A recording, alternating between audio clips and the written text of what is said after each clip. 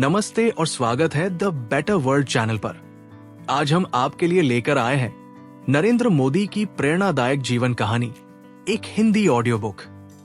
वडनगर की गलियों से लेकर भारत के प्रधानमंत्री बनने तक ये कहानी है मेहनत, हिम्मत और बड़े सपनों की।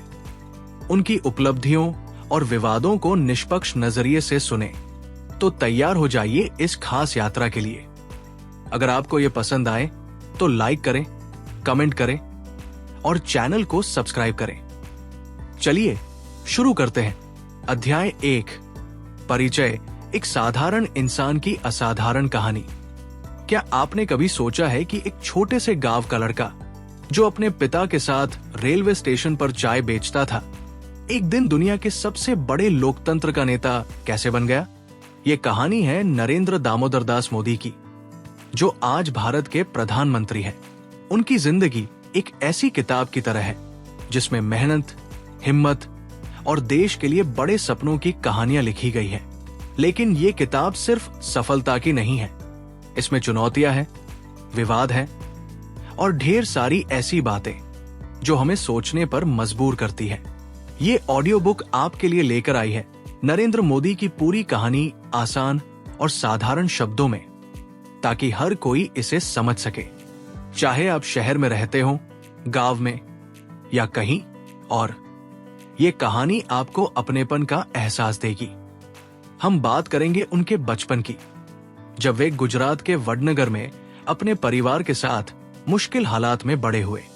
हम देखेंगे कि कैसे उन्होंने राष्ट्रीय स्वयंसेवक संघ यानी RSS के साथ अपने जीवन की शुरुआत की और फिर भारतीय जनता पार्टी यानी BJP में शामिल होकर राजनीति की दुनिया में कदम रखा। नरेंद्र मोदी की जिंदगी सिर्फ एक व्यक्ति की कहानी नहीं है, ये उस भारत की कहानी है जो बदल रहा है, जो नई ऊंचाइयों को छू रहा है और जो कई बार बहसों और विवादों के बीच भी अपनी राह बना रहा है। उनकी सरकार ने कई बड़े कदम उठाए हैं, जैसे मेक इन इंडिया, जिसने भारत को दुनिया में एक नई पहचान दी, या स्वच्छ भारत अभियान, जिसने गांव-गांव में साफ सफाई की बात को बढ़ावा दिया। लेकिन इसके साथ ही कुछ ऐसे फैसले भी रहे जिन पर सवाल उठे। मिसाल के तौर पर 2016 की नोटबंदी या 2002 के गुजरात दंगे, जिनके बारे में आज भी लोग अलग अलग राय रखते हैं। इस ऑडियो बुक का मकसद नरेंद्र मोदी की तारीफ करना या उनकी आलोचना करना नहीं है। हमारा उद्देश्य है उनकी जिंदगी को आपके सामने लाना जैसी वो है, बिना कुछ छिपाए। हम आपको बताएंगे कि कैसे एक साधारण परिवार का लड़का देश का सबसे बड़ा नेता बना। हम उनकी उपलब्धियों की बात करेंगे, जैसे कि आयुष्मान भारत योजना, जिसने लाखों लोगों को मुफ्त इलाज की सुविधा दी। लेकिन हम उन विवादों को भी नहीं छोड़ेंगे जिन्होंने उनके नाम को सुर्खियों में लाया। मिसाल के तौर पर नागरिकता संशोधन कानून CA या जम्मू कश्मीर से धारा 370 हटाने जैसे फैसले। नरेंद्र मोदी की कहानी में बहुत कुछ है, प्रेरणा, मेहनत और देशभक्ति। लेकिन इसमें आलोचनाएं भी हैं, जैसे कि कुछ लोग कहते हैं कि उनकी सरकार ने प्रेस की आजादी पर सवाल उठाए या कुछ नीतियों से आम लोगों को परेशानी हुई। हम इन सभी बातों को खुलकर और निष्पक्ष तरीके से आपके सामने रखेंगे, ताकि आप खुद सोच सकें कि नरेंद्र मोदी का योगदान क्या है। नरेंद्र मोदी आज भारत के सबसे चर्चित और प्रभावशाली नेताओं में से एक है। उनकी नीतियों और फैसलों ने न सिर्फ भारत को बल्कि पूरी दुनिया को प्रभावित किया है। विदेशों में उनकी तारीफ होती है। उन्हें कई बड़े सम्मान मिले हैं, जैसे कि रूस का सर्वोच्च नागरिक सम्मान या UAE का जायद मेडल। लेकिन भारत में उनकी छवि को लेकर लोग दो हिस्सों में बंटे हुए हैं। कुछ लोग उन्हें एक मजबूत और दूरदर्शी नेता मानते हैं, जो भारत को नई ऊंचाइयों पर ले गया। वहीं कुछ लोग उनकी नीतियों को लेकर सवाल उठाते हैं, खासकर उन फैसलों को जिनसे समाज में तनाव बढ़ा। इस ऑडियो बुक में हम इन सभी पहलुओं को आसान शब्दों में समझेंगे। हम आपको बताएंगे कि कैसे नरेंद्र मोदी ने अपने बचपन की मुश्किलों को पार किया, कैसे उन्होंने गुजरात को एक आर्थिक ताकत बनाया और फिर पूरे देश को नई दिशा दी। हम ये भी देखेंगे कि उनकी नीतियों ने आम लोगों की जिंदगी को कैसे बदला, कुछ के लिए अच्छा तो कुछ के लिए चुनौतीपूर्ण। तो तैयार हो जाइए एक ऐसी यात्रा के लिए जो आपको नरेंद्र मोदी की जिंदगी के हर रंग से रूबरू कराएगी। ये कहानी है एक छोटे से गांव के लड़के की, जिसने सपने देखे और उन सपनों को सच करने के लिए अपनी पूरी जिंदगी लगा दी। चाहे आप उनके प्रशंसक हो या उनके आलोचक, ये ऑडियो बुक आपको उनकी जिंदगी को नए नजरिए से देखने का मौका देगी। हम शुरू करेंगे उनके बचपन से, जब वे वडनगर के गलियों में अपने दोस्तों के साथ खेलते थे और अपने पिता की चाय की दुकान पर हाथ बंटाते थे। फिर हम देखेंगे कि कैसे उन्होंने आरएसएस और बीजेपी के साथ अपने राजनीतिक जीवन की शुरुआत की और कैसे वे भारत के सबसे बड़े नेता बने। इस यात्रा में हम उनके सामने आई चुनौतियों को भी देखेंगे, जैसे कि 2002 के गुजरात दंगे या 2020 की कोरोना महामारी, और ये भी कि उन्होंने इनका सामना कैसे किया। ये ऑडियो बुक सिर्फ नरेंद्र मोदी की कहानी नहीं है, ये उस भारत की कहानी है जो बदल रहा है, जो अपने सपनों को सच करने की कोशिश कर रहा है। तो चलिए इस यात्रा को शुरू करते हैं। आइए जानते हैं कि कैसे एक साधारण इंसान ने असाधारण काम किए और कैसे उनकी कहानी आज भी लाखों लोगों को प्रेरित करती है। अध्याय 2, शुरुआती दिन, वडनगर का वो छोटा सा लड़का। क्या आपने कभी सोचा है कि एक छोटे से गांव का बच्चा, जिसके पास न तो पैसा था न ही बड़ी सुविधाएं, कैसे इतना बड़ा सपना देख सकता है? नरेंद्र मोदी की कहानी ऐसी ही है। उनका बचपन हमें सिखाता है कि अगर मन में जज्बा हो तो कोई भी मुश्किल आपको रोक नहीं सकती। तो चलिए चलते हैं गुजरात के वडनगर गांव में, जहां नरेंद्र मोदी ने अपनी जिंदगी की पहली सैर शुरू की। नरेंद्र दामोदर दास मोदी का जन्म 17 सितंबर 1950 को हुआ था। उस समय भारत आजादी के बाद नया खड़ा हो रहा था। वडनगर, जहां नरेंद्र पैदा हुए, एक छोटा सा कस्बा था। यहाँ की गलियां संकरी थी, मकान कच्चे पक्के और जिंदगी सादी। नरेंद्र के पिता दामोदर दास मोदी रेलवे स्टेशन के पास एक छोटी सी चाय की दुकान चलाते थे। उनकी मां हीराबेन घर संभालती थी और अपने 6 बच्चों को प्यार और संस्कारों से बड़ा करती थी। नरेंद्र इन 6 भाई बहनों में तीसरे नंबर पर थे। उनका घर बहुत छोटा था, सिर्फ 40 फीट लंबा और 12 फीट चौड़ा। बिजली और पानी की सुविधाएं कम थी। कई बार नरेंद्र और उनके भाई बहनों को दूर से पानी लाना पड़ता था। घर में पैसे की तंगी थी और हर दिन की रोटी के लिए मेहनत करनी पड़ती थी। लेकिन इस मुश्किल जिंदगी ने नरेंद्र को कमजोर नहीं बनाया, बल्कि इसने उन्हें सिखाया कि मेहनत और लगन से हर मंजिल पाई जा सकती है। नरेंद्र बचपन से ही अलग थे। सुबह सुबह जब बाकी बच्चे सो रहे होते, वे अपने पिता के साथ चाय की दुकान पर पहुंच जाते। रेलवे स्टेशन पर आने जाने वाले यात्रियों को चाय देते, बर्तन धोते और पिता का हाथ बंटाते। उनके दोस्त बताते हैं कि नरेंद्र को चाय बनाना बहुत अच्छे से आता था। वे हंसते खेलते चाय की केतली लेकर यात्रियों के बीच घूमते, लेकिन इस काम के बीच भी उनकी आंखों में एक चमक थी, कुछ बड़ा करने की चमक। स्कूल में नरेंद्र पढ़ाई में अच्छे थे। उन्हें किताबें पढ़ने का बहुत शौक था, लेकिन किताबें खरीदने के लिए पैसे कहां से आते? वे स्कूल की लाइब्रेरी से किताबें लाते और रात को मिट्टी के तेल के लैंप की रोशनी में पढ़ते। उनके शिक्षक बताते हैं कि नरेंद्र को बहस करना बहुत पसंद था। वे स्कूल की सभाओं में हिस्सा लेते और देश दुनिया की बातें करते। एक बार उन्होंने एक नाटक में भाग लिया, जिसमें उन्होंने एक देशभक्त का किरदार निभाया। उस समय किसी ने नहीं सोचा था कि ये छोटा सा लड़का एक दिन पूरे देश का नेतृत्व करेगा। लेकिन नरेंद्र का बचपन सिर्फ मेहनत और पढ़ाई तक सीमित नहीं था। वे खेलकूद में भी आगे रहते। दोस्तों के साथ गलियों में दौड़ना, तालाब में तैरना और कभी कभी मस्ती करना, ये सब उनकी जिंदगी का हिस्सा था। एक बार उनके एक दोस्त ने बताया कि नरेंद्र ने एक मगरमच्छ के बच्चे को तालाब से निकालकर घर लाने की कोशिश की थी। ये सुनकर उनकी मां ने उन्हें खूब डांटा। लेकिन ये घटना दिखाती है कि नरेंद्र में बचपन से ही नन्हा सा साहस था। जब नरेंद्र 17 साल के हुए तो उनकी जिंदगी में एक बड़ा बदलाव आया। उन्होंने घर छोड़ने का फैसला किया। ये आसान नहीं था। उनके माता पिता चाहते थे कि वे पढ़ाई पूरी करें और एक साधारण जिंदगी जिए, लेकिन नरेंद्र के मन में कुछ और था। वे भारत को करीब से जानना चाहते थे। वे हिमालय की वादियों में चले गए। 2 साल तक वे साधुओं, सन्यासियों और आम लोगों के बीच रहे। इस दौरान उन्होंने देश की संस्कृति, लोगों की मुश्किलें और जीवन के मायने समझे। वे बेलूर मठ गए, जहां स्वामी विवेकानंद के विचारों ने उन्हें बहुत प्रभावित किया। स्वामी विवेकानंद का कहना था कि देश की सेवा ही सबसे बड़ा धर्म है। ये बात नरेंद्र के दिल में घर कर गई। जब वे वडनगर लौटे तो वे पहले जैसे नहीं थे। उनके मन में अब एक नया जज्बा था, देश के लिए कुछ करने का। यहीं से उनकी जिंदगी ने एक नया मोड़ लिया।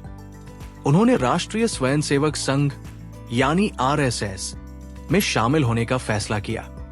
आरएसएस एक ऐसा संगठन था जो देश और संस्कृति की सेवा पर जोर देता था। यहां नरेंद्र ने अनुशासन, संगठन और नेतृत्व के गुण सीखे। वे सुबह 5 बजे उठकर शाखा में जाते, जहां स्वयं सेवकों के साथ व्यायाम करते, देश की समस्याओं पर चर्चा करते और समाज सेवा के काम सीखते। आरएसएस में काम करना आसान नहीं था। इसका मतलब था अपनी जिंदगी को पूरी तरह देश को समर्पित करना। नरेंद्र ने इस रास्ते को चुना और इसके लिए उन्होंने बहुत कुछ छोड़ा। उनकी शादी हो चुकी थी, लेकिन उन्होंने परिवार से दूरी बनाकर देश सेवा को प्राथमिकता दी। ये एक बड़ा त्याग था जो हर कोई नहीं कर सकता। उनके दोस्त बताते हैं कि नरेंद्र दिन रात काम में डूबे रहते। कभी वे गांवों में लोगों की मदद करते तो कभी आरएसएस की बैठकों में हिस्सा लेते। इस दौरान उन्होंने कई बार मुश्किल हालात का सामना किया, लेकिन उनकी नजर अपने लक्ष्य पर थी। 1975 में जब भारत में आपातकाल, इमरजेंसी लागू हुआ तो नरेंद्र की जिंदगी में एक नई चुनौती आई। उस समय सरकार ने कई नेताओं को जेल में डाल दिया था और आरएसएस पर भी पाबंदी लगा दी गई थी।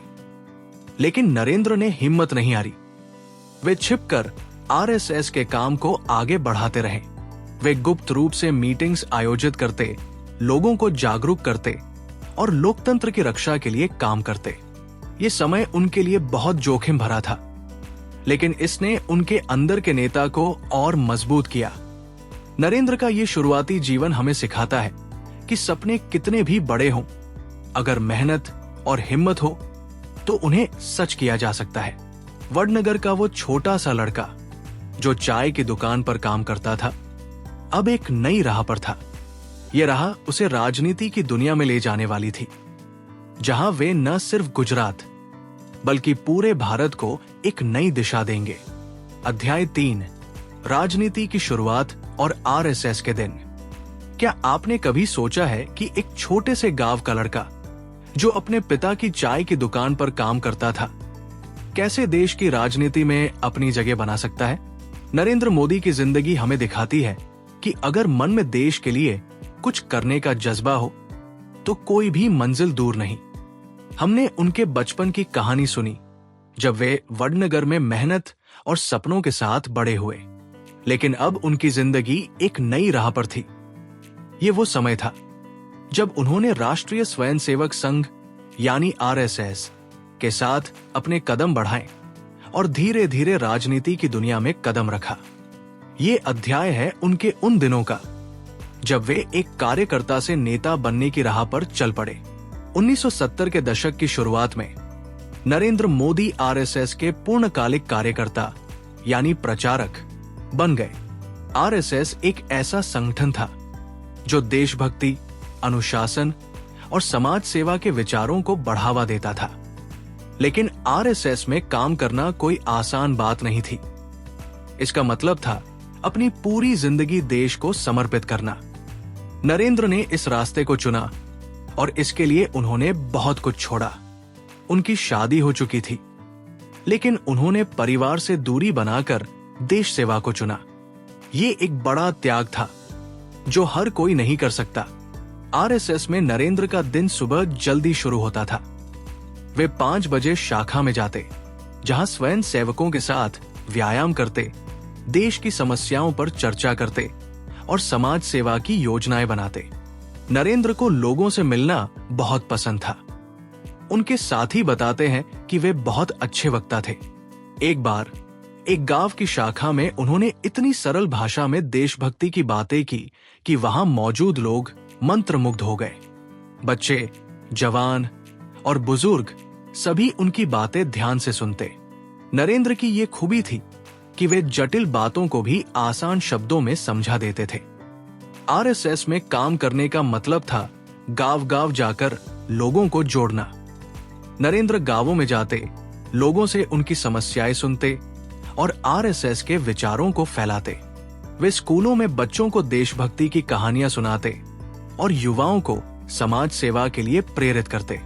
इस दौरान उन्होंने संगठन की ताकत को समझा। वे मीटिंग्स आयोजित करते, स्वयं सेवकों को प्रशिक्षण देते और आरएसएस को मजबूत करने में दिन रात मेहनत करते। उनके साथी बताते हैं कि नरेंद्र बहुत अनुशासित थे। वे हमेशा समय पर काम शुरू करते और कभी थकान की शिकायत नहीं करते। लेकिन ये दौर सिर्फ मेहनत का नहीं, बल्कि बड़ी चुनौतियों का भी था। 1975 में भारत में एक बड़ा संकट आया। तत्कालीन प्रधानमंत्री इंदिरा गांधी ने आपातकाल यानी इमरजेंसी लागू कर दी। ये वो समय था जब लोकतंत्र खतरे में था। सरकार ने कई नेताओं को जेल में डाल दिया और आरएसएस पर भी पाबंदी लगा दी। प्रेस की आजादी छीन ली गई और लोगों को अपनी बात कहने का हक नहीं था। ये नरेंद्र के लिए एक बड़ा इम्तिहान था, लेकिन उन्होंने हिम्मत नहीं हारी। वे छिपकर आरएसएस के काम को आगे बढ़ाते रहे। आपातकाल के दौरान नरेंद्र ने कई जोखिम भरे काम किए। वे गुप्त रूप से मीटिंग्स आयोजित करते, लोकतंत्र की रक्षा के लिए पर्चे बांटते और लोगों को जागरूक करते। एक मशहूर कहानी है जो उनकी चतुराई और साहस को दिखाती है। एक बार उन्हें कुछ जरूरी दस्तावेज एक शहर से दूसरे शहर ले जाना था। पुलिस हर जगह नजर रख रही थी। नरेंद्र ने साधु का वेश बनाया, दस्तावेज छिपाए और उन्हें सुरक्षित पहुंचा दिया। ये घटना बताती है कि वे न सिर्फ मेहनती थे, बल्कि बहुत समझदार और साहसी भी थे। आपातकाल 1977 में खत्म हुआ और लोकतंत्र फिर से बहाल हुआ। इस दौरान आरएसएस और उसके कार्यकर्ताओं का सम्मान बढ़ा, क्योंकि उन्होंने मुश्किल समय में देश की सेवा की थी। नरेंद्र की मेहनत को देखकर आरएसएस के बड़े नेताओं ने उनकी तारीफ की। लेकिन नरेंद्र का मन अब और बड़े काम की ओर बढ़ रहा था। 1980 के दशक में आरएसएस ने उन्हें एक नई जिम्मेदारी दी। उन्हें भारतीय जनता पार्टी यानी बीजेपी में काम करने के लिए भेजा गया।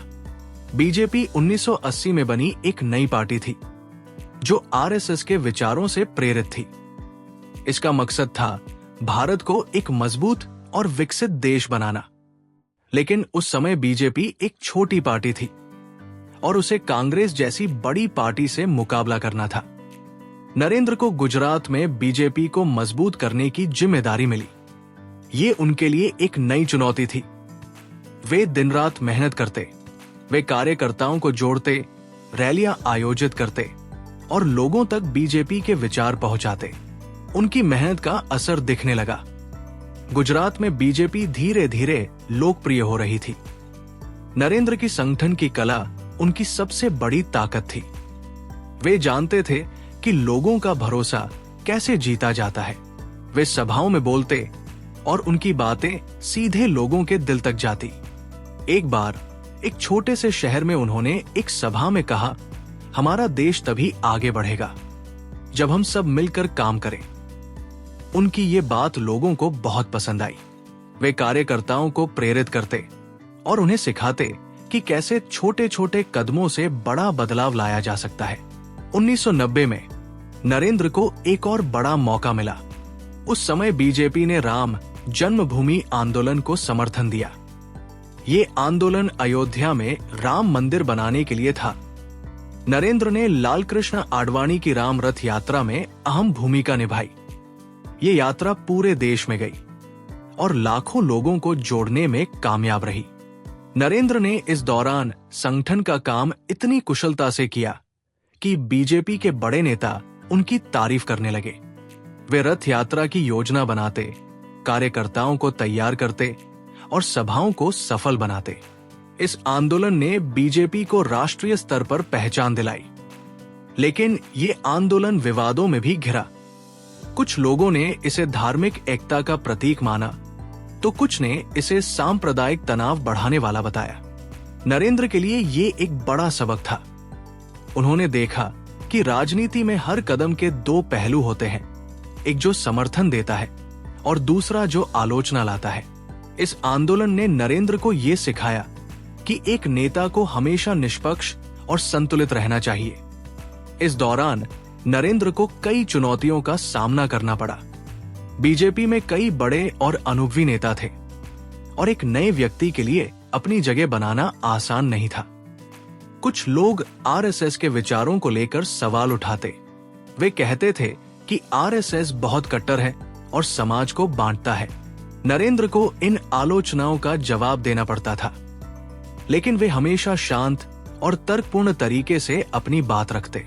वे कहते थे, हमारा मकसद देश को जोड़ना है, न कि तोड़ना। उनकी ये बात लोगों को प्रभावित करती थी। 1990 के दशक तक नरेंद्र बीजेपी में एक अहम चेहरा बन चुके थे। 1995 में जब गुजरात में बीजेपी की सरकार बनी तो उन्हें और बड़ी जिम्मेदारियां मिली। वे संगठन के काम में इतने माहिर हो चुके थे कि पार्टी के बड़े नेता उन पर भरोसा करने लगे। लेकिन ये सिर्फ शुरुआत थी। नरेंद्र का अगला पड़ाव और भी बड़ा होने वाला था। 2001 में उन्हें गुजरात का मुख्यमंत्री बनाया गया और यहीं से उनकी जिंदगी ने एक नया मोड़ लिया। नरेंद्र मोदी के आरएसएस और बीजेपी के शुरुआती दिन उनकी जिंदगी का एक ऐसा दौर था जिसने उन्हें एक कार्यकर्ता से नेता बनाया। उन्होंने अनुशासन, मेहनत और देश सेवा के दम पर अपनी पहचान बनाई। लेकिन इस दौरान उन्हें आलोचनाओं और चुनौतियों का भी सामना करना पड़ा। ये वो समय था जब वे सीख रहे थे कि राजनीति में हर कदम को सावधानी से उठाना पड़ता है। उनकी ये सीख उन्हें आगे चलकर गुजरात के मुख्यमंत्री और फिर देश के प्रधानमंत्री बनने में मदद करने वाली थी। अध्याय 4, गुजरात के मुख्यमंत्री, एक नई दिशा। 2001 से 2014। क्या आपने कभी सोचा है कि एक इंसान जो कभी गांव में चाय बेचता था, कैसे एक पूरे राज्य को नई ऊंचाइयों तक ले जा सकता है? नरेंद्र मोदी की कहानी अब एक नए मोड़ पर थी। आरएसएस और बीजेपी में अपनी मेहनत और संगठन की ताकत दिखाने के बाद वे अब एक ऐसी जिम्मेदारी संभालने जा रहे थे जो उनकी जिंदगी को हमेशा के लिए बदल देगी। ये कहानी है उनके गुजरात के मुख्यमंत्री बनने की, जहां उन्होंने विकास का एक नया मॉडल बनाया, लेकिन साथ ही कुछ ऐसे विवादों का भी सामना किया जिन्होंने पूरे देश का ध्यान खींचा। 2001 में नरेंद्र मोदी की जिंदगी में एक बड़ा बदलाव आया। उस समय गुजरात में बीजेपी की सरकार थी, लेकिन कुछ आंतरिक समस्याओं की वजह से पार्टी को एक नए नेता की जरूरत थी। अक्टूबर 2001 में नरेंद्र मोदी को गुजरात का मुख्यमंत्री बनाया गया। ये उनके लिए एक नई चुनौती थी। उस समय तक उन्होंने कभी कोई चुनाव नहीं लड़ा था। वे एक संगठनकर्ता थे जो पर्दे के पीछे काम करते थे, लेकिन अब उन्हें पूरे राज्य की जिम्मेदारी संभालनी थी। जब नरेंद्र मोदी ने मुख्यमंत्री का पद संभाला तो गुजरात कई मुश्किलों से जूझ रहा था। 2001 में भुज में आए भूकंप ने राज्य को हिला दिया था। हजारों लोग बेघर हो गए थे और अर्थव्यवस्था पर बुरा असर पड़ा था। इसके अलावा गुजरात में पानी की कमी, बेरोजगारी और बुनियादी सुविधाओं की कमी जैसी समस्याएं थी। नरेंद्र मोदी के सामने एक बड़ा सवाल था, क्या वे इन चुनौतियों से पार पा सकते हैं? मोदी ने मुख्यमंत्री बनते ही काम शुरू कर दिया। वे दिन रात मेहनत करते। उनकी सोच थी कि गुजरात को एक ऐसा राज्य बनाना है जो विकास का मॉडल बने। उन्होंने गुजरात मॉडल की नींव रखी, जिसका मतलब था तेजी से विकास, उद्योगों को बढ़ावा और हर व्यक्ति तक बुनियादी सुविधाएं पहुंचाना। उन्होंने बिजली, सड़क और पानी जैसी समस्याओं पर ध्यान दिया। गुजरात में पहले बिजली की बहुत किल्लत थी। कई गांवों में दिन में कुछ ही घंटे बिजली आती थी। लेकिन मोदी की सरकार ने ज्योतिग्राम योजना शुरू की, जिसके तहत गांवों में 24 घंटे बिजली पहुंचने लगी।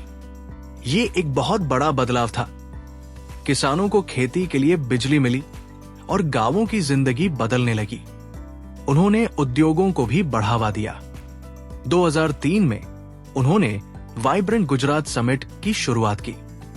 ये एक ऐसा मंच था जहां देश विदेश के व्यापारी और निवेशक गुजरात में निवेश करने के लिए आए।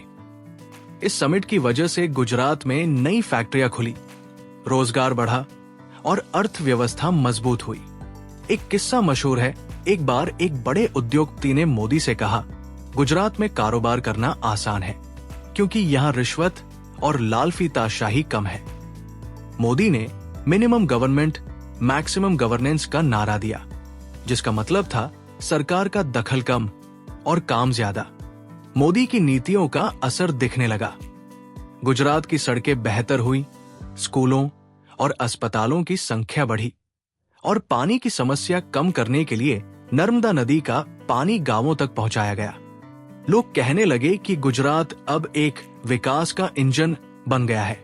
2002, 2007 और 2012 के विधानसभा चुनावों में बीजेपी ने भारी जीत हासिल की और नरेंद्र मोदी लगातार मुख्यमंत्री बने। उनकी मेहनत और नेतृत्व की तारीफ पूरे देश में होने लगी। लेकिन ये दौर सिर्फ उपलब्धियों का नहीं था। 2002 में गुजरात में एक ऐसा हादसा हुआ जिसने नरेंद्र मोदी के नाम को विवादों में ला दिया। फरवरी 2002 में गोधरा में एक ट्रेन में आग लगने से 59 लोग मारे गए। ये लोग अयोध्या से राम मंदिर आंदोलन में हिस्सा लेकर लौट रहे थे। इस घटना के बाद गुजरात में बड़े पैमाने पर दंगे भड़क गए। इन दंगों में सैकड़ों लोग मारे गए और हजारों बेघर हो गए। दंगों ने हिंदू मुस्लिम समुदायों के बीच तनाव पैदा कर दिया। नरेंद्र मोदी, जो उस समय नए मुख्यमंत्री बने थे, पर इन दंगों को रोकने में नाकाम रहने का आरोप लगा। कई लोगों ने कहा कि उनकी सरकार ने दंगों को रोकने में देरी की। कुछ आलोचकों ने उन पर और भी गंभीर आरोप लगाए। लेकिन दूसरी तरफ मोदी और उनकी सरकार ने कहा कि उन्होंने हालात को काबू करने की पूरी कोशिश की। बाद में सुप्रीम कोर्ट की एक जांच में मोदी को इन दंगों के लिए जिम्मेदार नहीं माना गया। फिर भी ये घटना उनके करियर का सबसे बड़ा विवाद बन गई। कई लोग आज भी मानते हैं कि दंगों ने गुजरात की छवि को नुकसान पहुंचाया और मोदी को इसकी वजह से लंबे समय तक आलोचनाओं का सामना करना पड़ा। इस विवाद ने नरेंद्र मोदी के सामने एक बड़ी चुनौती खड़ी की। उन्हें न सिर्फ गुजरात की जनता का भरोसा जीतना था, बल्कि देश और दुनिया को यह दिखाना था कि वे एक ऐसे नेता हैं जो सबको साथ लेकर चल सकते हैं। उन्होंने इस दिशा में कदम उठाए। उन्होंने सद्भावना मिशन शुरू किया, जिसका मकसद था हिंदू मुस्लिम समुदायों के बीच भाईचारा बढ़ाना। लेकिन कई आलोचकों का कहना था कि यह सिर्फ दिखावा था। इस विवाद ने नरेंद्र मोदी की छवि को दो हिस्सों में बांट दिया। कुछ लोग उन्हें विकास पुरुष मानते थे, तो कुछ उन्हें एक विवादित नेता। इसके अलावा मोदी को राजनीतिक विरोध का भी सामना करना पड़ा। बीजेपी के अंदर ही कुछ नेता उनके खिलाफ थे। उन्हें लगता था कि मोदी बहुत तेजी से आगे बढ़ रहे हैं, लेकिन मोदी ने अपनी मेहनत और रणनीति से इन चुनौतियों को पार किया। वे जनता के बीच सीधे जाकर अपनी बात रखते। उनकी सभाएं हजारों लोगों को आकर्षित करती थी। वे आसान भाषा में बोलते और लोगों को लगता था कि ये नेता उनकी बात समझता है। 2000 के दशक के अंत तक गुजरात एक मजबूत और विकसित राज्य के रूप में उभर रहा था। नरेंद्र मोदी की नीतियों की तारीफ न सिर्फ भारत में बल्कि विदेशों में भी होने लगी। बड़े बड़े उद्योगपति जैसे रतन टाटा और मुकेश अंबानी गुजरात में निवेश करने लगे। 2008 में जब टाटा ने अपनी नैनो कार की फैक्ट्री को पश्चिम बंगाल से गुजरात लाने का फैसला किया तो मोदी की तारीफ हर जगह हुई। उन्होंने सिर्फ 3 दिन में सारी औपचारिकताएं पूरी कर दी, जो आमतौर पर महीनों लगती थी। मोदी ने गुजरात में पर्यटन को भी बढ़ावा दिया। उन्होंने कच्छ के रण को एक बड़े पर्यटन स्थल के रूप में विकसित किया। साथ ही उन्होंने सरदार पटेल की याद में स्टैच्यू ऑफ यूनिटी की नींव रखी, जो बाद में दुनिया की सबसे ऊंची मूर्ति बनी। इन सब के पीछे उनकी सोच थी कि गुजरात की पहचान सिर्फ उद्योगों की नहीं, बल्कि संस्कृति और गर्व की भी होनी चाहिए। 2014 तक नरेंद्र मोदी गुजरात के सबसे लंबे समय तक मुख्यमंत्री रहे। उनके 13 साल के कार्यकाल में गुजरात ने विकास की नई ऊंचाइयां छुई, लेकिन इस दौरान वे कई बार विवादों में भी रहे। कुछ लोग कहते थे कि गुजरात मॉडल सिर्फ बड़े उद्योगपतियों के लिए था और गांवों में गरीब लोग अभी भी मुश्किलों में थे। कुछ आलोचकों ने कहा कि मोदी की सरकार ने शिक्षा और स्वास्थ्य जैसे क्षेत्रों पर उतना ध्यान नहीं दिया जितना उद्योगों पर दिया। फिर भी ये सच है कि गुजरात मॉडल ने नरेंद्र मोदी को एक राष्ट्रीय नेता के रूप में पहचान दिलाई। नरेंद्र मोदी का गुजरात का दौर उनकी जिंदगी का एक ऐसा पड़ाव था जिसने उन्हें एक संगठनकर्ता से एक शक्तिशाली नेता बनाया। उन्होंने दिखाया कि मेहनत और साफ नीयत से बड़े बदलाव लाए जा सकते हैं। लेकिन 2002 के दंगों जैसे विवादों ने उनकी छवि पर सवाल भी उठाए। ये दौर उनकी जिंदगी का एक ऐसा अध्याय था जिसमें उपलब्धियां और आलोचनाएं दोनों साथ साथ चली। अब उनकी नजर एक और बड़े मंच पर थी, भारत के प्रधानमंत्री बनने की। ये सपना कैसे सच हुआ, ये हम अगले अध्याय में देखेंगे। अध्याय 5, भारत के प्रधानमंत्री 2014 वर्तमान। क्या आपने कभी सोचा है कि एक छोटे से गांव का लड़का जो कभी अपने पिता की चाय की दुकान पर काम करता था, एक दिन दुनिया के सबसे बड़े लोकतंत्र का नेतृत्व करेगा? नरेंद्र मोदी की कहानी हमें उनके वडनगर के बचपन से लेकर गुजरात के मुख्यमंत्री भवन तक ले गई। लेकिन 2014 में उनकी जिंदगी ने एक नया और ऐतिहासिक मोड़ लिया जब वे भारत के प्रधानमंत्री बने। ये वो दौर था जब उन्होंने पूरे देश को एक नई दिशा देने का सपना देखा। इस अध्याय में हम देखेंगे कि कैसे नरेंद्र मोदी ने भारत को बदला, उनकी बड़ी उपलब्धियां क्या थी, किन चुनौतियों का सामना करना पड़ा और किन फैसलों ने देश में बहस छेड़ दी। ये कहानी है उनके नेतृत्व की, जोश की और कुछ ऐसे कदमों की जिन्होंने भारत को हिलाकर रख दिया। 2014 का साल नरेंद्र मोदी के लिए एक बड़ा मौका लेकर आया। उस समय भारत में कांग्रेस की सरकार थी, लेकिन लोग बदलाव चाहते थे। महंगाई, बेरोजगारी और भ्रष्टाचार की शिकायतें आम थी। लोग एक ऐसे नेता की तलाश में थे जो देश को नई दिशा दे सके। नरेंद्र मोदी ने इस मौके को देखा और भारतीय जनता पार्टी यानी बीजेपी की तरफ से प्रधानमंत्री पद के उम्मीदवार बने। उनकी रणनीति थी, अच्छे दिन आएंगे। ये नारा हर गांव और शहर में गूंजने लगा। उनकी सभाएं लाखों लोगों को खींच रही थी। वे आसान भाषा में बोलते और उनकी बातें लोगों के दिल को छूती थी। मोदी ने पूरे देश में तूफानी प्रचार किया। वे एक दिन में कई कई रैलियां करते। उनकी सभाओं में लोग दूर दूर से आते। एक बार वाराणसी में उनकी रैली में इतनी भीड़ थी कि सड़कें जाम हो गई। उन्होंने कहा, मैं यहां सिर्फ वोट मांगने नहीं आया, मैं भारत को नई ऊंचाइयों पर ले जाने का सपना लेकर आया हूं। उनकी ये बात लोगों को बहुत पसंद आई। उन्होंने सोशल मीडिया का भी खूब इस्तेमाल किया। ट्विटर और फेसबुक पर उनकी पोस्ट लाखों लोग देखते। अब की बार मोदी सरकार जैसे नारे हर घर में सुनाई देने लगे। मई 2014 में जब चुनाव के नतीजे आए तो बीजेपी ने भारी जीत हासिल की।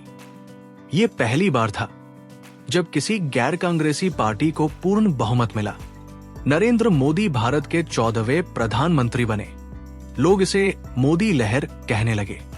लेकिन ये जीत सिर्फ एक शुरुआत थी।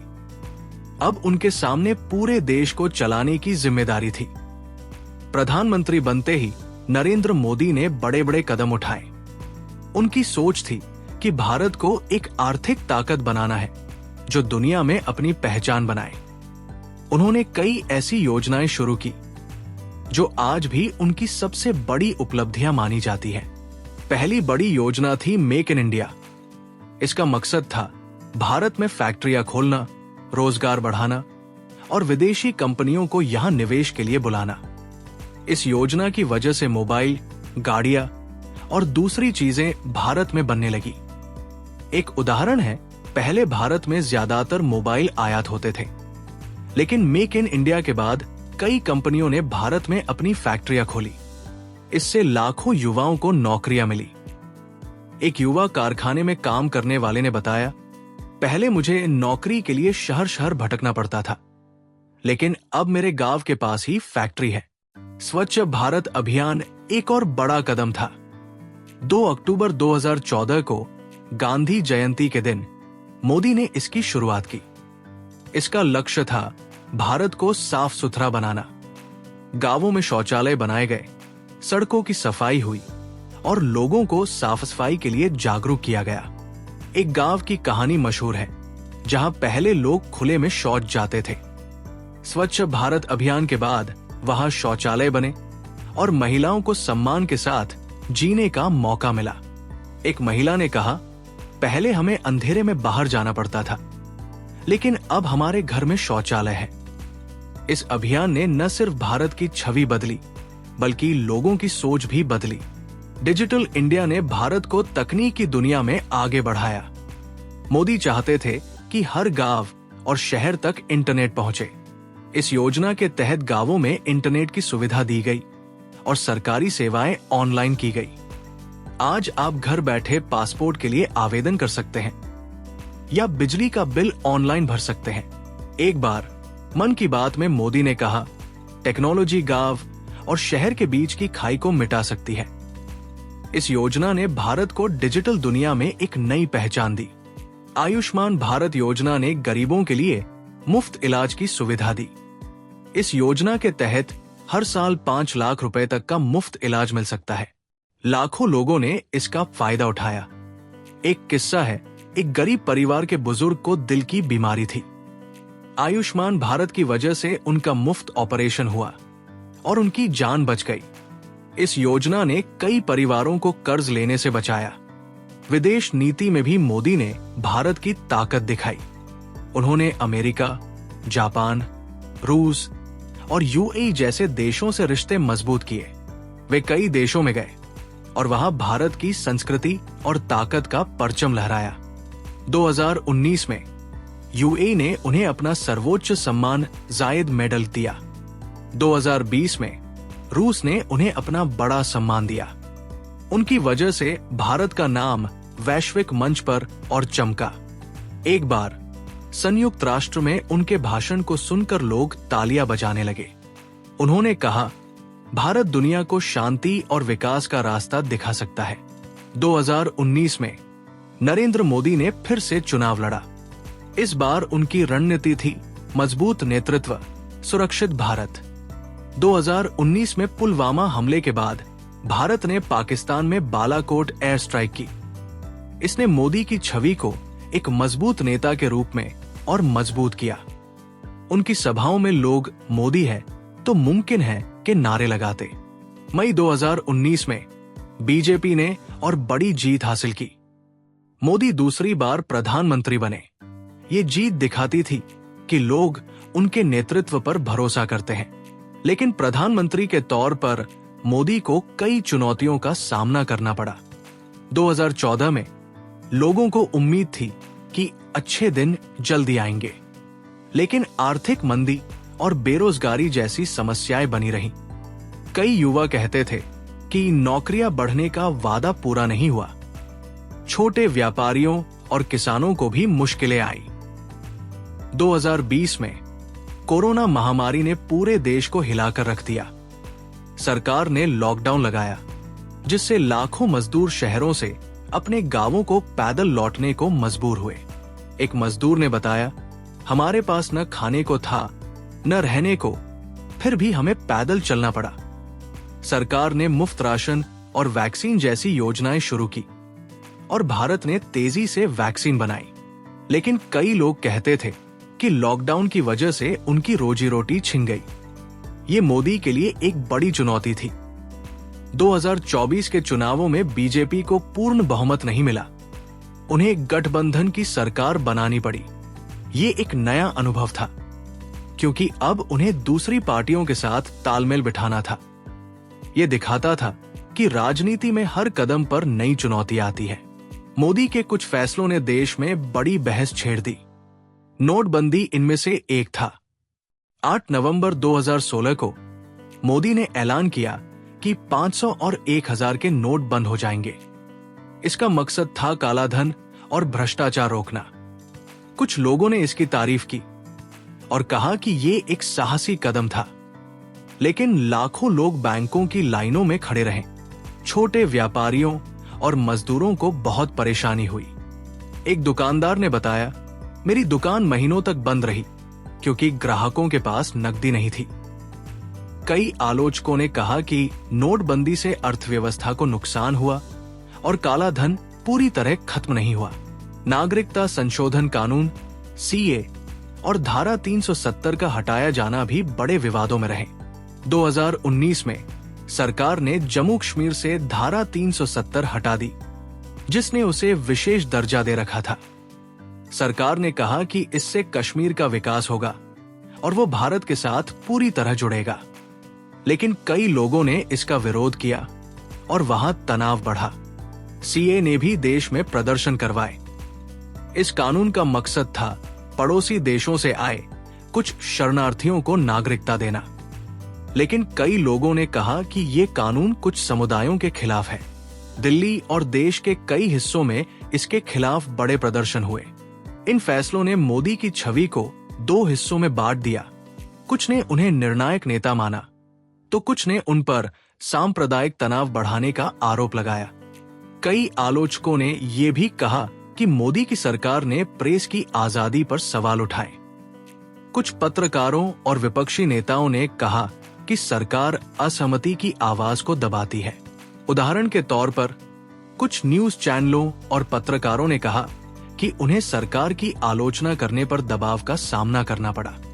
लेकिन सरकार ने हमेशा इन आरोपों को खारिज किया और कहा कि भारत में लोकतंत्र पहले से ज्यादा मजबूत है। नरेंद्र मोदी का प्रधानमंत्री का दौर भारत के लिए एक नया युग रहा। उनकी योजनाओं ने करोड़ों लोगों की जिंदगी बदली। स्वच्छ भारत ने साफ सफाई को बढ़ावा दिया।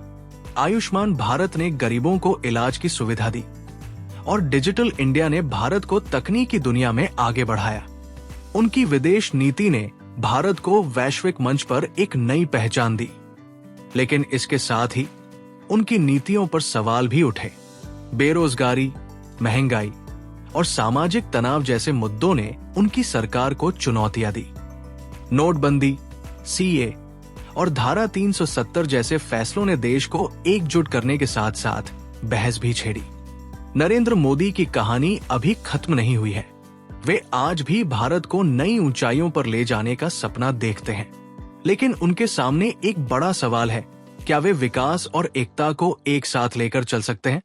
इस सवाल का जवाब उनकी विरासत तय करेगा, जिसे हम अगले अध्याय में और गहराई से देखेंगे। अध्याय 6, आलोचनाएं और विवाद। नरेंद्र मोदी की कहानी में अब तक हमने उनकी मेहनत, उपलब्धियां और देश को नई दिशा देने के सपने देखे। लेकिन कोई भी नेता, चाहे वो कितना ही प्रभावशाली क्यों न हो, आलोचनाओं और विवादों से बच नहीं सकता।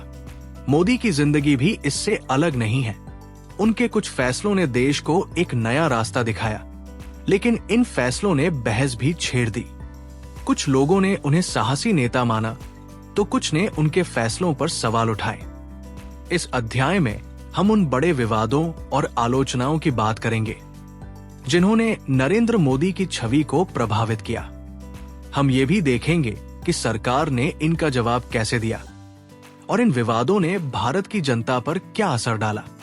ये कहानी है उन फैसलों की जो जितने चर्चित रहे उतने ही विवादित भी। नरेंद्र मोदी के प्रधानमंत्री बनने के बाद उनके कई फैसलों ने देश को हिलाकर रख दिया। इनमें से कुछ फैसले ऐसे थे जिन्हें सरकार ने देशहित में बताया, लेकिन कई लोगों ने इन्हें गलत माना। आइए इनमें से कुछ बड़े विवादों को समझते हैं। पहला बड़ा विवाद था नोटबंदी। 8 नवंबर 2016 को नरेंद्र मोदी ने टेलीविजन पर ऐलान किया कि 500 और 1000 रुपए के नोट अब मान्य नहीं होंगे। इसका मकसद था कालाधन, भ्रष्टाचार और नकली नोटों को रोकना। सरकार ने कहा कि इससे अर्थव्यवस्था साफ सुथरी होगी और टैक्स चोरी करने वालों पर लगाम लगेगी। मोदी ने अपने भाषण में कहा, हमारा लक्ष्य है कि देश का हर पैसा ईमानदारी का हो। कुछ लोगों ने इस फैसले की तारीफ की। एक व्यापारी ने कहा, यह एक साहसी कदम है जिससे बड़े लोग जो काला धन छिपाते हैं वे पकड़े जाएंगे। लेकिन नोटबंदी का दूसरा पहलू भी था। रातों रात 86% नकदी बेकार हो गई। लोग बैंकों और एटीएम की लंबी लाइनों में खड़े रहे। कई लोगों को अपनी मेहनत की कमाई बदलने में दिक्कत हुई। छोटे व्यापारियों, मजदूरों और किसानों को सबसे ज्यादा परेशानी हुई। एक सब्जी बेचने वाले ने बताया, लोगों के पास नकदी नहीं थी। मेरी दुकान पर कोई सामान खरीदने नहीं आया। कई महीनों तक बाजार ठप रहे। आलोचकों ने कहा कि नोटबंदी से अर्थव्यवस्था को भारी नुकसान हुआ।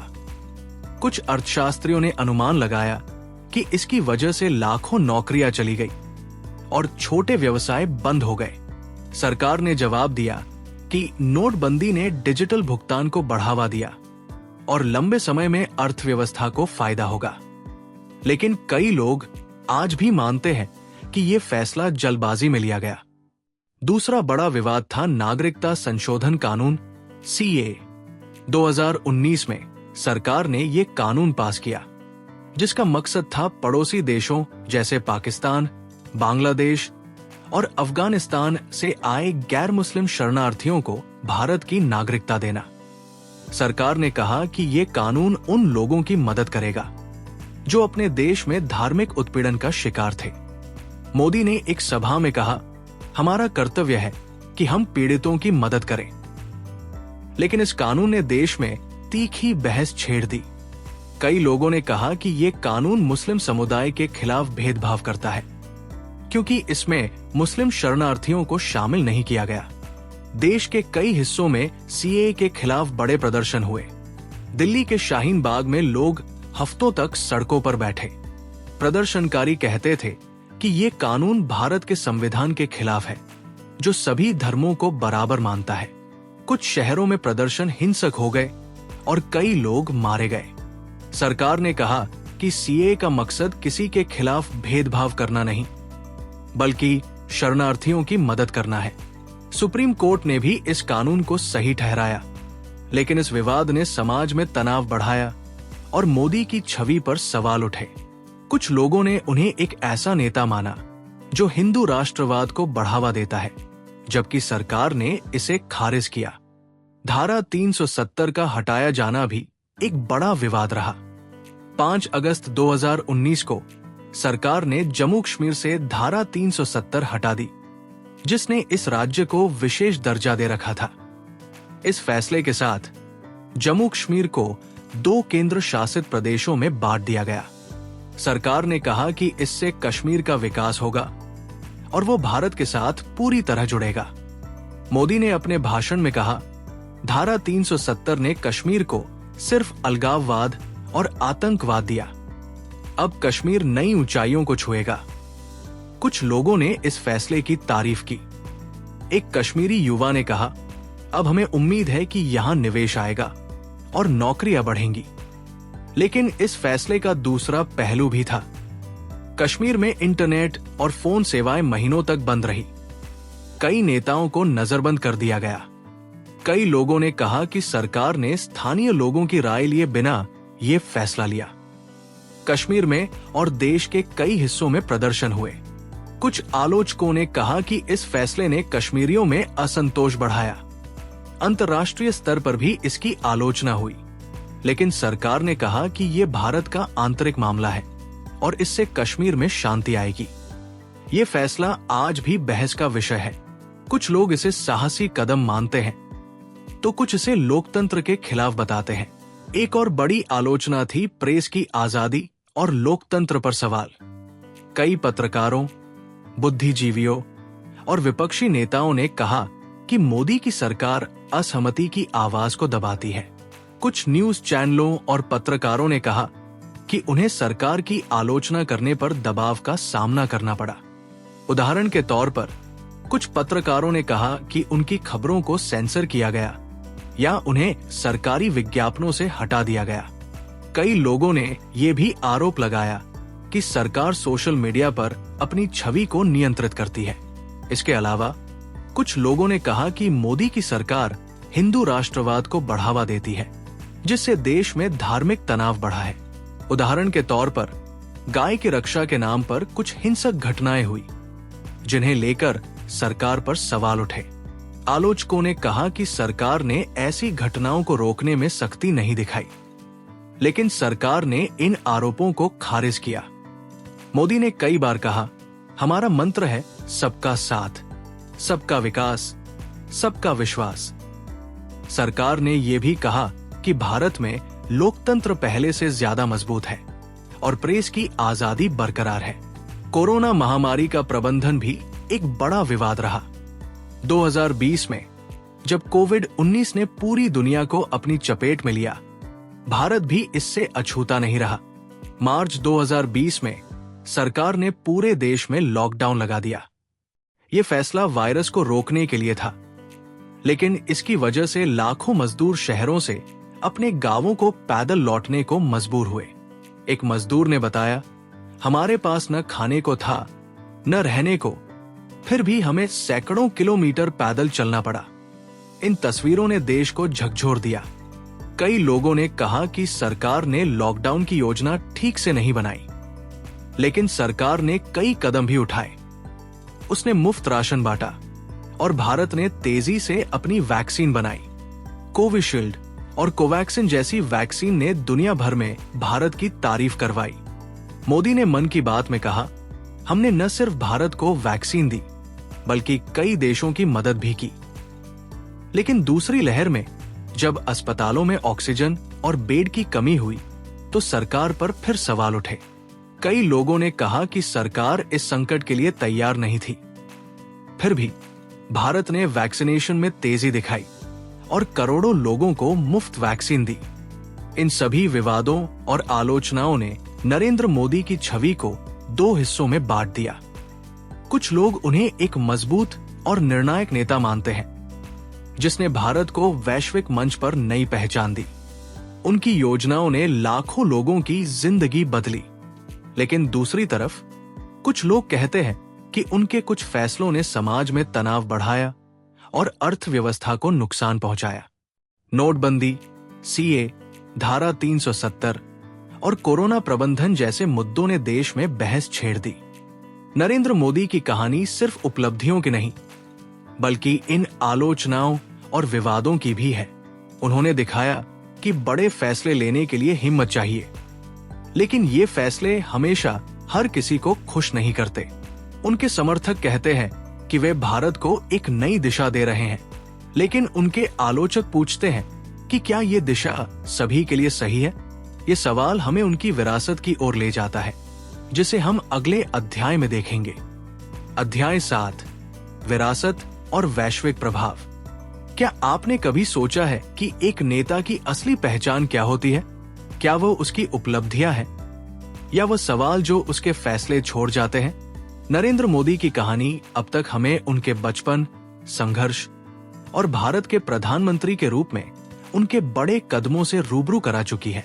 लेकिन अब हम उस पड़ाव पर हैं जहां हमें उनकी विरासत को समझना है।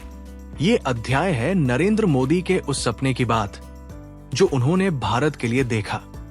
ये उनके वैश्विक प्रभाव की कहानी है और उन सवालों की जो उनकी विरासत को लेकर आज भी उठते हैं।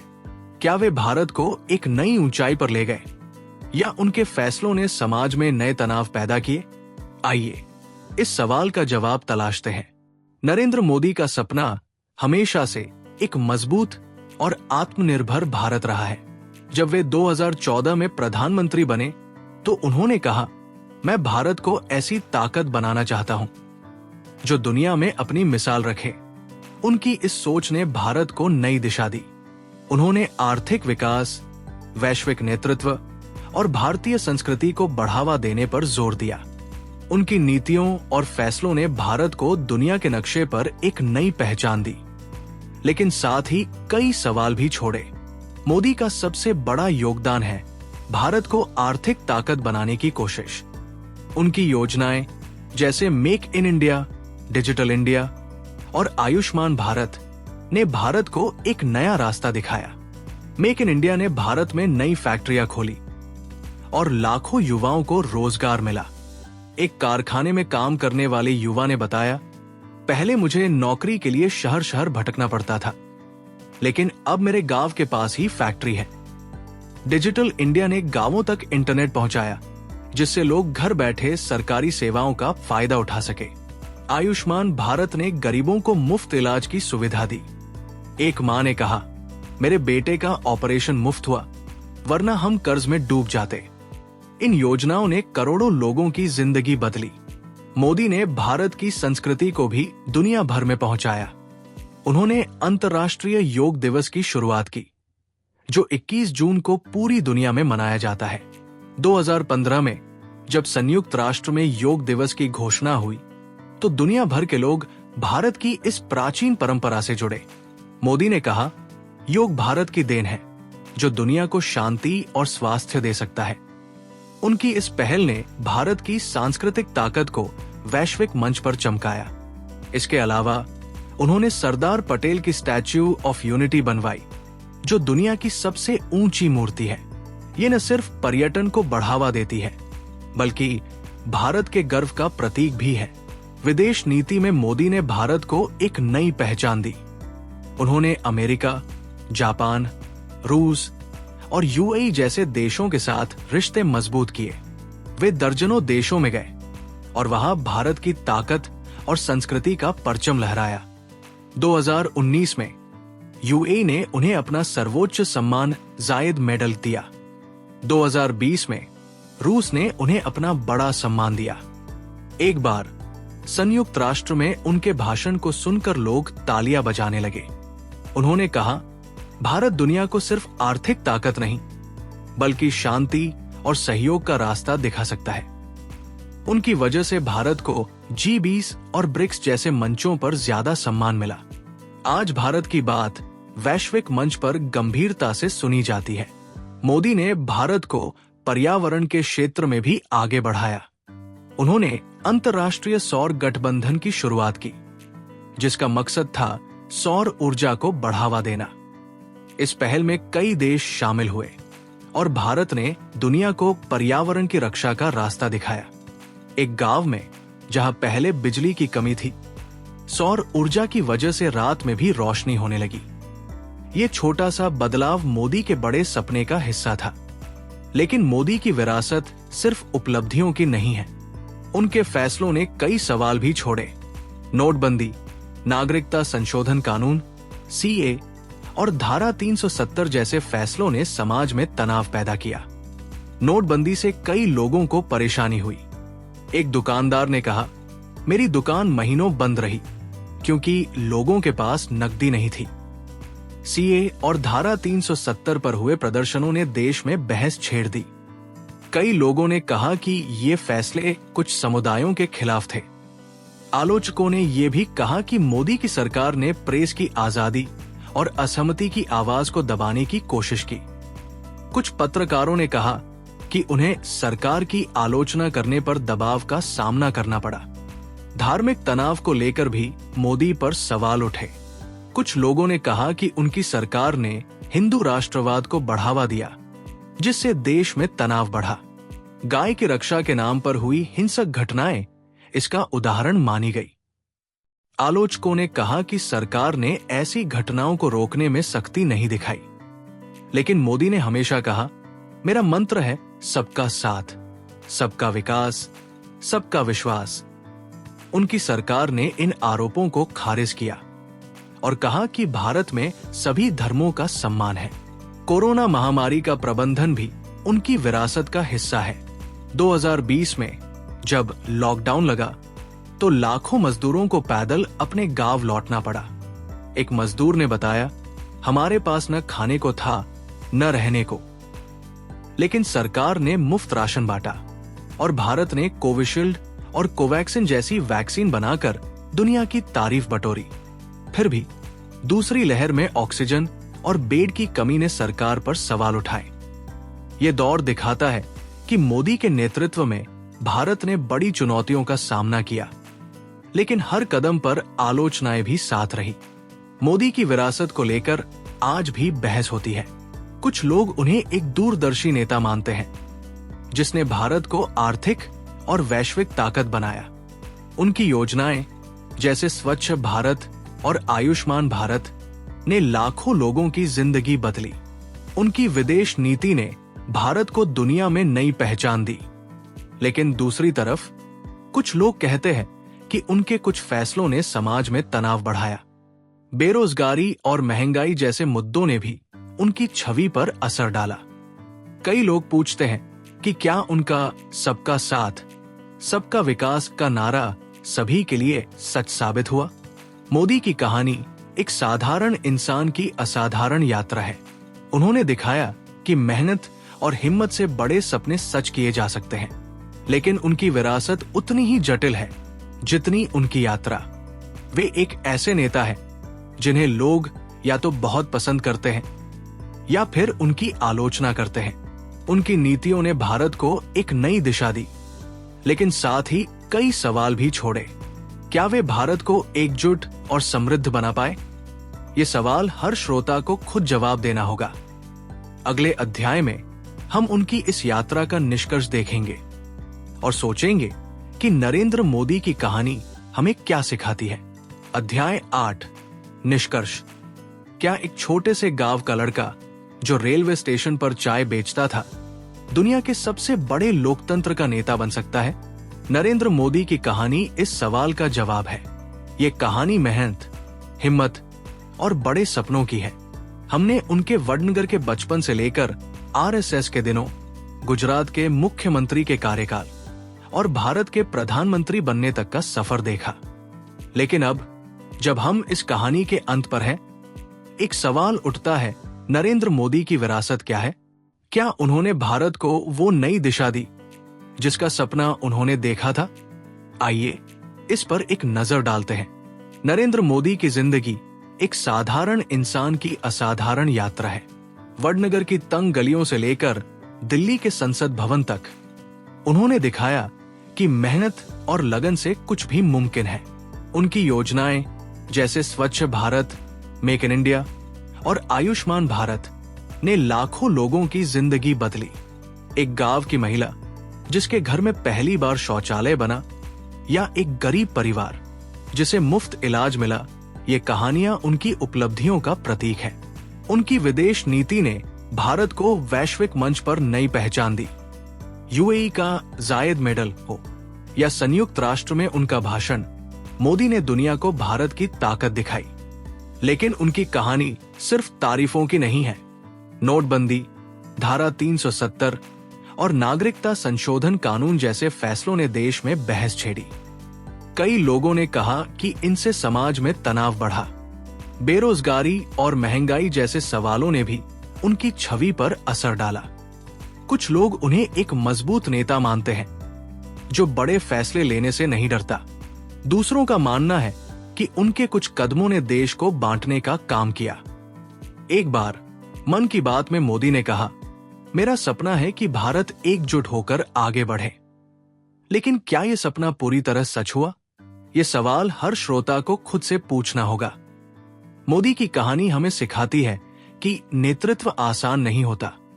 ये हिम्मत, त्याग और आलोचनाओं को झेलने की ताकत मांगता है। उनकी जिंदगी हमें प्रेरणा देती है कि एक साधारण इंसान भी बड़े बदलाव ला सकता है। लेकिन ये भी सिखाती है कि बड़े फैसले हमेशा सभी को खुश नहीं करते। नरेंद्र मोदी की विरासत जटिल है। ये विकास, एकता और विवादों का मिश्रण है।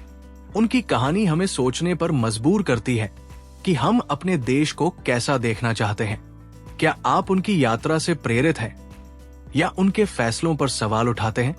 ये जवाब आप पर छोड़ता हूं। ये थी नरेंद्र मोदी की प्रेरणादायक जीवन कहानी द बेटर वर्ल्ड की ओर से। हमें उम्मीद है कि आपको ये ऑडियो बुक पसंद आई। आप क्या सोचते हैं, क्या मोदी ने भारत को नई दिशा दी? अपने विचार कमेंट में बताएं। और हां, ऐसी और कहानियों के लिए द बेटर वर्ल्ड को सब्सक्राइब करें और नोटिफिकेशन बेल दबाएं। मिलते हैं अगली बार एक बेहतर दुनिया के लिए। नमस्ते।